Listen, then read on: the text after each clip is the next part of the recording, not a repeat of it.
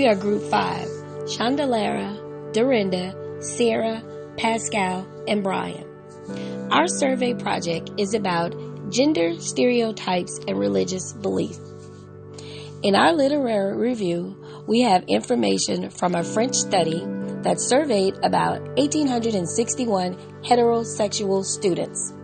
Of those students, 31% were Catholic and 69% had no religious affiliation.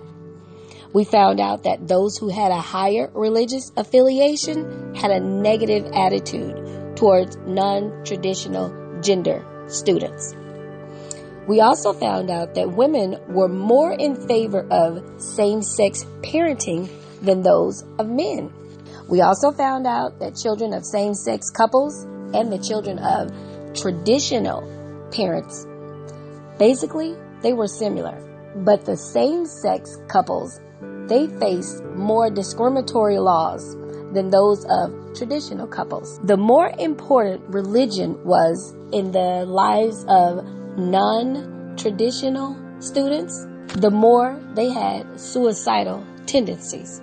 I'm going to go over slide 4 and 5, hypothesis and variables, and the data collection.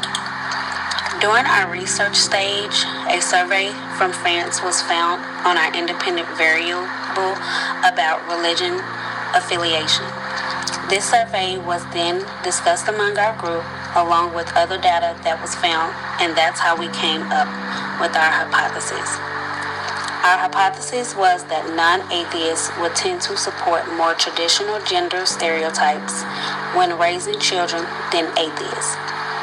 Our dependent variables were the attitudes towards people who raise children and identify as non-traditional genders. Our data collection was done by a survey that was given to a class of 49 students. Those students were asked if they believe that only traditional genders should be allowed to raise children. Without unlimited money and time, our only options were to use available subjects, also known as convenient sampling. So our group used a bivariate table to calculate percentages of non-atheist groups, such as Buddhism, Christianity, Judaism, non-denominational and other non-religious groups, and atheists. We then recorded the data into two groups, which were atheist and non-atheists. Our results showed a 24.39% difference between non-atheists that believe only people who identify with traditional gender stereotypes should be able to raise children and atheists who should not. Therefore, our hypothesis was supported given the sample available. For our discussion portion, we covered a few topics. One being, religions have a strong effect on adherents and their beliefs about gender identity. We also discussed that many religions have a strong focus on opposition to same-sex parenting and artificial contraception. Many religions do not teach about intersex people who have non-traditional XX or XY combinations, and we also discussed current research shows similar outcomes between same-sex parenting and traditional parenting.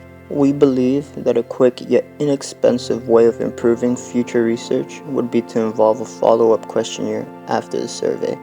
By doing so, we think that the validity as well as reliability of our survey may be enhanced, strengthening the results of the research. Another way that we believe validity and reliability could be enhanced would be by conducting face-to-face interviews or by creating a small focus group in order to incorporate more data into the research.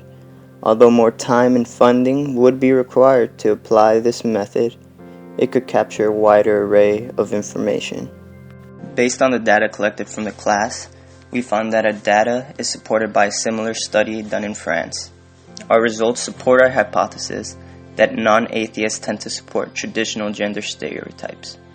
The data collected shows that atheists support those who identify as non-traditional genders, as well as those who choose to parent as a non-traditional man and woman stereotype.